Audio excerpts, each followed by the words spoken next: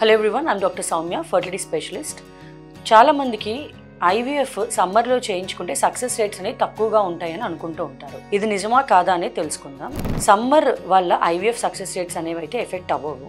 In fact summer వల్ల IVF success rates కొంచెం improve అవుతాయి. ఎందుకనంటే సమ్మర్ లో మెలటోనిన్ అనే హార్మోన్ కొంచెం క్లౌడీ క్లైమేట్స్ ఆర్ చీకట్లో ఎక్కువగా ప్రొడ్యూస్ అవుతుంది. సమ్మర్ లో ఏంటంటే డే లైట్ అనేది ఎక్కువ అవర్స్ ఉంటుంది కాబట్టి మెలటోనిన్ ప్రొడక్షన్ అనేది తక్కువగా ఉంటుంది. దానివల్ల పర్సన్ యాక్టివ్ గా ఉంటారు, లెథార్జిక్ గా నీరసంగా ఉండకుండా కొంచెం యాక్టివ్ గా ఎనర్జెటిక్ గా ఉంటారు అండ్ ఫిజికల్ యాక్టివిటీ ఎక్కువగా ఉంటుంది కాబట్టి మెటబాలిజం అనేది ఎక్కువగా ఉండి హార్మోన్స్ బ్యాలెన్స్ లో ఉంటాయి. అదే వింటర్ లో అయితే మెలటోనిన్ ప్రొడక్షన్ ఎక్కువగా ఉండటం వల్ల కొంచెం డల్ గా అండ్ లెథార్జిక్ గా ఉంటారు అనమాట, ఫిజికల్ గా యాక్టివ్ గా ఉండరు. సో సమ్మర్ లో యాక్టివిటీ ఎక్కువగా ఉంటుంది కాబట్టి సక్సెస్ రేట్స్ కూడా ఎక్కువగా ఉంటాయి. అలానే మీ డాక్టర్ మీకు ఫర్టిలిటీ ట్రీట్మెంట్స్ చేసేటప్పుడు వైటమిన్ డి అనేది ప్రిస్క్రైబ్ చేస్తూ ఉంటారు.